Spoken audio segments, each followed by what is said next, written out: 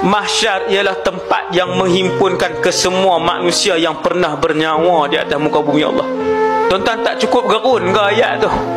Mahsyar ialah tempat yang apabila semua telah mati dengan tiupan sangkakala, mereka semua akan dihidupkan. Bukan manusia yang hidup pada 2019 ni. Hak manusia hidup 2019 ni pun jumlah mereka adalah 7 bilion. Tuan-tuan, pakat buka mata sikit. Ni yang hidup sampai malam ni 7 bilion. Kalau pakat berdiri saja di Semenanjung Malaysia, daripada Perlis sampai ke Johor, berdiri saja, penuh Semenanjung Malaysia. Kalau berdiri saja 7 bilion, berdiri daripada Johor. Nampak apa Perlis, tuan-tuan? Tak nampak apa.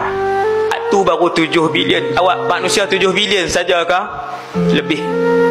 Subhanallah. Besar mana padang mahsyar, Ustaz? Besar.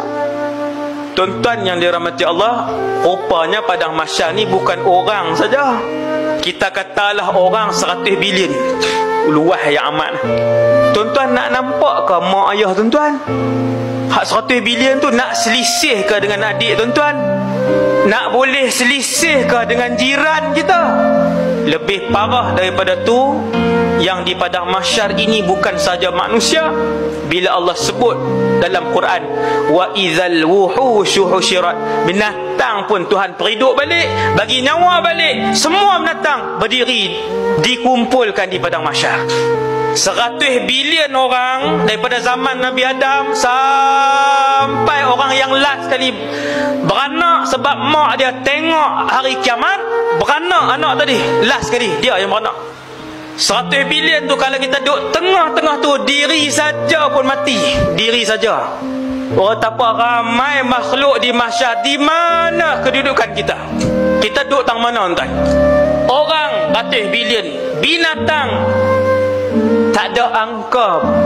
Tiada angka yang boleh disebut untuk menyebut berapa banyak binatang di mahsyar. Tak ada angka. Tak ada angka terus, tuan-tuan. Tuan-tuan bayang berapa besar padang mahsyar? Tu saya baru sebut dua, tuan-tuan. Baru dua makhluk. Tuan-tuan tahu apa dia lagi makhluk yang ada di mahsyar? Jin kesemuanya. Yang keempat, tak habis lagi, syaitan kesemuanya. Syaitan dengan jin tak sama. Jin kena timbang, ada dosa ada pahala. Ada jin masuk syurga, ada jin masuk neraka. Syaitan dia tak ada timbang. Semua terus kena tahu masuk dalam neraka. Tu beza jin dan syaitan. Bangsa yang berlainan. Binatang kesemuanya, manusia kesemuanya, jin kesemuanya, syaitan kesemuanya. Tuan-tuan boleh bayang berapa besar padang mahsyar dan di mana kita berdiri waktu tu.